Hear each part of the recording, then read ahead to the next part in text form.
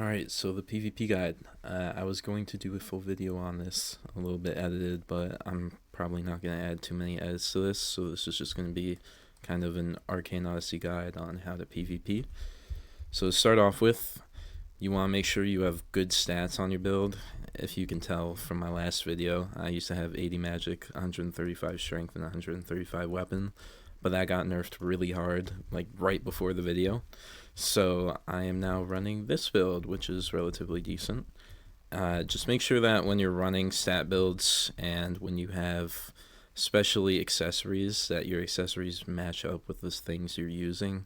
So I have a lot of dexterity and range because I'm playing Savant, and I'm playing True Savant, which means I have access to a lot of moves. So I'm going to want to be able to use them a lot more often. So that's kind of just the focus on the first part.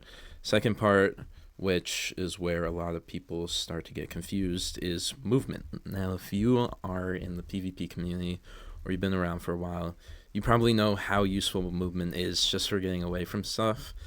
And this update added in a lot of mobility, especially to weaponry. If you have some of the new weaponry stuff, you can move around a lot quicker than usual, like Sword Step, pretty big one that people have started using.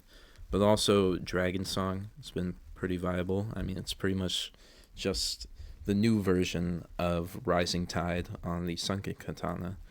So yeah, if you have good mobility, use it. If you don't, make sure that you are well equipped to move around with your basic characters. So preferably any dashes that make you faster.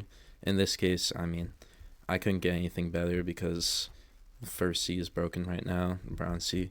So I'm just running basic combat. But, if you can get instant dodges, that's always good.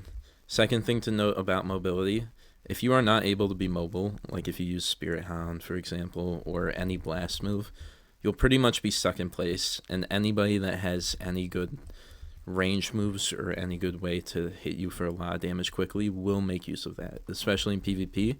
If you hold a blast this long, that's like 2 seconds. That's enough time for me to M1 and then immediately piercing shot you.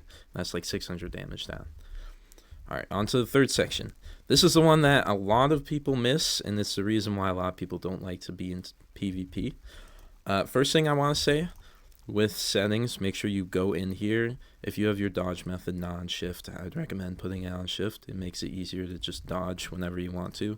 But also, make sure that your sensing key is shift plus any key besides block. In this case scenario, I put block on F. That's kind of the normal for any PvP game. So if it is not F, or if it's not G, which I think G is the normal one, set your sensing to a different key.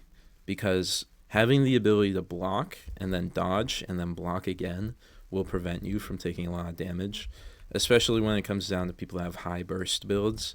If you are using an attack that keeps you in the same place and somebody's charging up an attack that's really strong, right after, you want to block and then dash and then block again.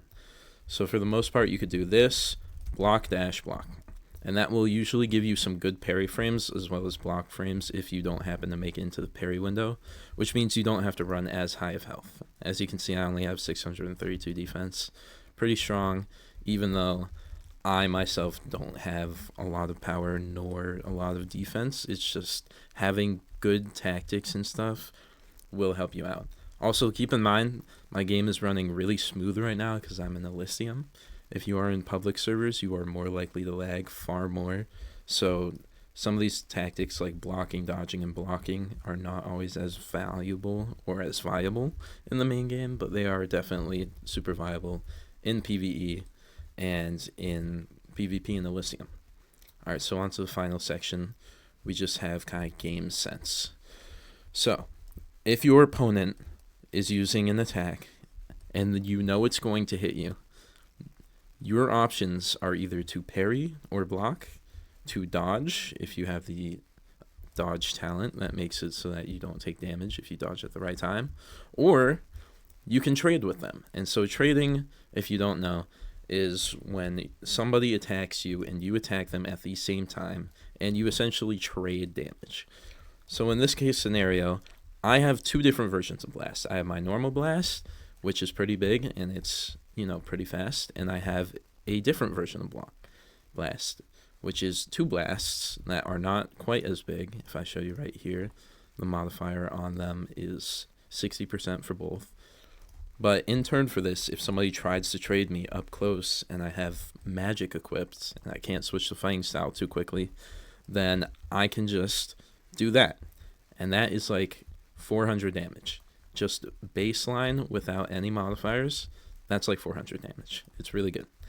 Make sure that when you're setting up your moveset, so for example, strength, that you set it to something you're going to land. So for example, I am using 2 times down slam with smash because it does more damage, and if you take the time that you're in and lag, is pretty much the exact same. So just give you a little example here. As you can see, this is pretty much the same as it previously was. The only difference is that this one will hit twice, so if somebody's off guard, you can deal a little more damage to them. But also, it's good for catching people that have lower mobility. So that's pretty much all for the video. I didn't really want to do too much on this. It's going to be just quick edit and quick post, because if you didn't see in the last video, I'm pretty much just quitting this game for probably a year, or at least until they actually update the game and think about the community more than think about themselves, mainly VTEX, who does not listen to his community. So yeah, thank you guys. Bye bye.